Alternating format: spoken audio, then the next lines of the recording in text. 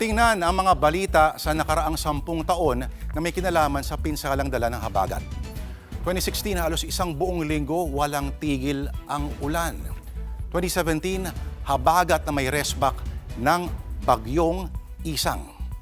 2018, habagat pinalakas ng bagyong si Karding, 3 patay at halos isang buong linggo rin walang pasok. Sa parehong taon, binahari ng Metro Manila at sa habagat na pinalakas din ni Super Bagyong Ompong. 2023, dalawang magkahiwalay na linggo sa Setyembre. Unang linggo umabot sa 959 milyon na ang pinsala sa mga pananim. Setyembre, 23 naman paralisado ang EDSA at karamihan sa mga kalye sa Metro Manila sa maghapong buhos ng ulan. Ang salarin, nag-duet ang bagyong Hana at habagat. 2024, 6 na araw walang pasok, Agosto at Setyembre sa Metro Manila, pati na rin sa 29 na lalawigan. 2025, August 13, nung isang taon, bumuhos ang katumba sa isang linggong ulan sa isang araw lamang. Setyembre naman nagsanib ang habagat at super typhoon Nando. Kasing sigurado ng paglabas ni Jose Marichan sa ating mga Facebook feed, ang taon-taon na lang na pagbuhos ng habagat. Pero bakit taon-taon? Parang nagugulat pa rin tayo at parang first time natin makakita ng kalye na nagiging dagat. Kaakibat din ito ang isang uri ng sakit na madalas mahawa ang ilang mga politiko, mga tiwaling opisyal ng DPWH at mga korap na kontratistang pribado.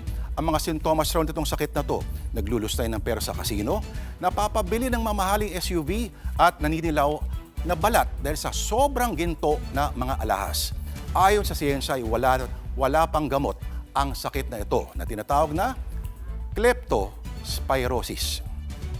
Pero kahit anong habagat o bagyo pa yan, may mga tao pa rin na hindi mapipigilan pagdating sa Tagayan.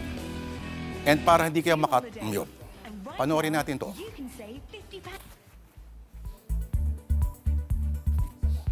Sige, roll!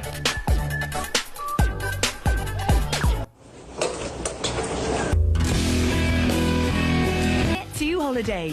And right now, you can save £50 per person. That's £200 off for a family of 4. And that is the word of the Lord para hindi kayo matulog na bored. Mga kapatid, Mean Los Baños po, huwag magpahuli sa mga balita at impormasyong dapat ninyong malaman. Para sa mas malawak na balitaan at diskusyon, mag-follow at mag-subscribe na sa social media pages ng News 5.